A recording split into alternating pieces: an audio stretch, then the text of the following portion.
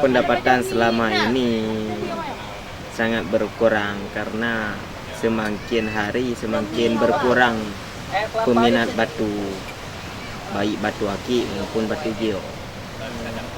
Karena orang banyak mencari barang yang super seperti kaca.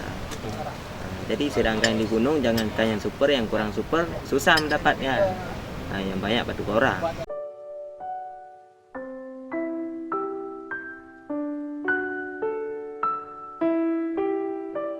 Banyak ditemukan batu di gunung. Kalau daerah Calang di sini batu lavender, batu madu.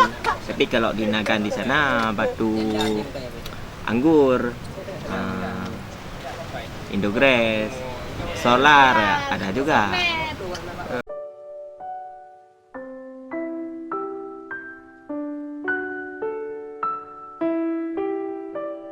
Kira-kira lebih kurang 50. Kalau di kami di sana 50.000. Kalau di sini 50 juta gitu. Berarti berlipat-lipat lah hasilnya. Ya, alhamdulillah sudah sempat ganti sandal, celana. Biasanya kalau naik ke gunung naik pakai sepatu apa, Pak? Pakai sepatu gambar. Bergambar? Ya. Merek apa tu? Merek Cabia. Cabia. Cabia. Biasanya Bapak sering dapat job di mana? Di gunung mana, Pak? Di gunung Alu Tengku, banyak di Alu sana.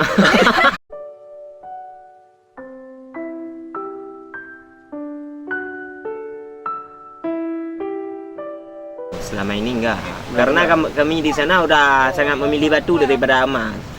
Kami kemarin ada bawa naik gunung mesin sodor itu bukan mencari emas lagi, cuma mencari batu yang barang super.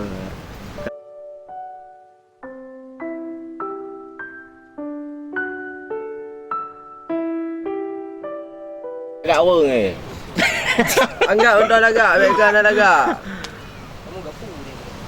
Bagaimana rasanya tap ini di siang hari ini, Kak? Ya, kalau rasanya tap ni rasanya cukup lembut lah. Cukup lembut rasanya barang seperti ini.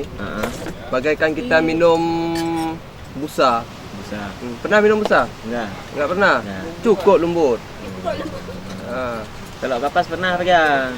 Kapas itu kalau minum enggak pernah yang lembut-lembut. Jilat pernah.